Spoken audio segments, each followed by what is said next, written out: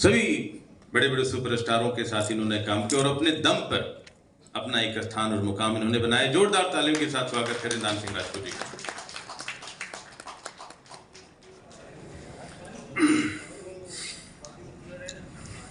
आज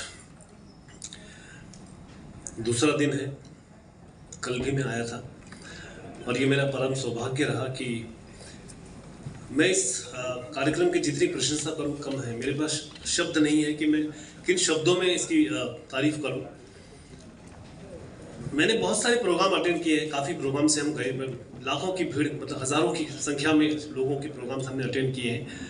लेकिन जिस तरह का जो यहाँ पे जो समा बंधा है, जितने भी लोग आए अलग अलग फील्ड से, उन्होंने अपने अपनी अनुभव अपने तजुर्बे को सबके सामने रखा।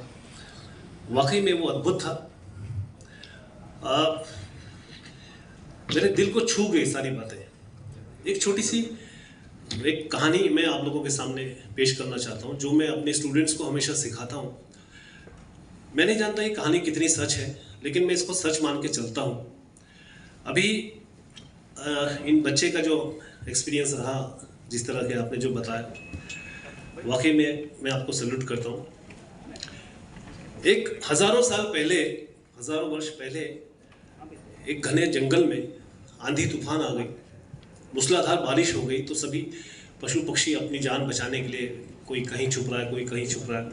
छोटे छोटे पशु पक्षी तो वैसे ही वो उसमें मर जा रहे थे, अपने आप को बचा नहीं पा रहे थे। तो अचानक से क्या हुआ कि एक खरगोश जो थी, उसका एक जस्ट बॉर्न बेबी जो है वो उसके अपने माँ से बिछड़ गया। वो कहीं और चली गई। वो एक पेड़ के नीचे, एक बड़ा सा पेड़ था जिसके नीचे वो अपनी जान बचाने के लिए कांपता हुआ, भूखा प्यासा कांप रहा था। और अचानक वहाँ पे एक बड़ा हाथी आया। हाथी के जो पाँव काफ़ी बड़े होते हैं, शरीर भारी होता है, भरकम होता है, तो 3 पाँव ज़मीन पर थे, चौथा पाँव जो है वो ज़मीन पर रखने जा रहा था। तो अचानक से उस हाथी की नज़र पड़ी उस खरगोश के बच्चे में। और हाथी का स्वभाव ऐसा होता है कि वो शरीर से बड़ा होता है, आँखें उसके शरीर के मुताबिक जो है छोटी होती है, लेकिन वो हमेशा दूसरों को, उसकी जो महानता जो है, बहुत बड़ा स्वभाव उसका है हाथी का। उनकी नज़र पड़ गई उस बच्चे पे। अब वो पाँव जो है वो नीचे रखने जा रहा था, अचानक से वो बच्चा देखा उनको कि बच्चा कांप रहा है ना। तो एक मन आया उसका, निगेटिव मन, जो सोचा कि चलो कोई बात नहीं, रख लो, क्या फ़र्क पड़ता है, खरगोश एक दिन में कितने कितने कीड़े मकोड़े मरते होंगे, तो ये मर गया तो क्या फ़र्क पड़ता है। पाँव रखने गया, अचानक पॉजिटिव मन था उसका, उसने सोचा कि नहीं, मर जाएगा बेचारा, तो उसको बचा लो। तो कभी जो पॉजिटिव मन बोलता कि मत रखो, नेगेटिव मन बोलता कि रख लो। तो इस तरह से वो पूरी रात भर ये चलता रहा और उसका पूरी रात भर तपस्या होती रही उनकी। जब सुबह भोर हुई, तो सुबह जब आंधी तूफान थोड़ी शांत हुई, तो सभी जो बचे हुए पशु पक्षी थे वो बाहर निकले। और उसकी माँ जो पूरी रात भर अपने बच्चे के लिए तड़प रही थी। ये सोचो, माँ तो माँ होती है, चाहे वो मनुष्य की हो, चाहे पशु की हो, पक्षी की हो।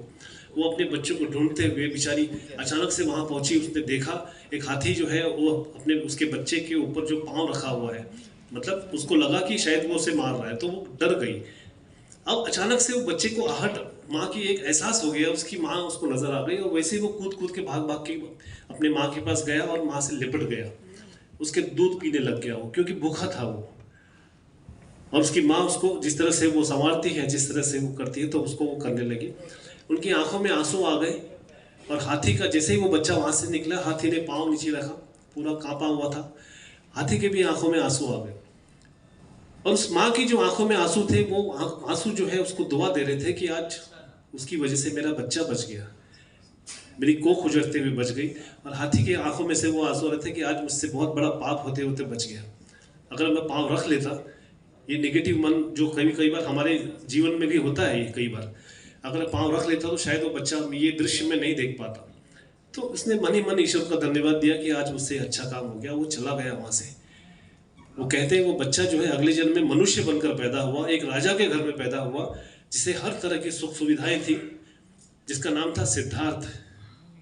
और वही जब मनुष्य बन के पैदा हुआ, उसने अपने मनुष्य जीवन में जब दूसरों का दुख देखा, उसके पास सब कुछ था, उनके पास किसी चीज़ की कमी नहीं थी। वो चाहे तो मतलब पूरा सब कुछ भोग सकते थे वो, लेकिन जब दूसरों का दुख देखा, उनसे रहा नहीं गया।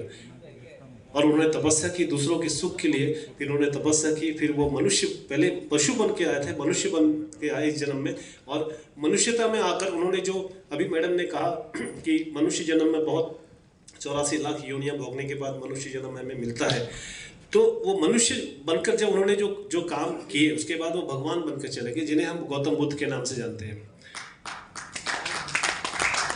तो ये कहानी भगवान बुद्ध ने अपने शिष्य आनंद से कही थी, ये मैंने किताब में पढ़ी थी। मैं अपने स्टूडेंट्स को हमेशा यही सिखाता हूँ कि अपनी ज़िंदगी में हो सके तो किसी रोते हुए इंसान के आंसू पोंछो, हो सके तो किसी की भूख मिटा दो।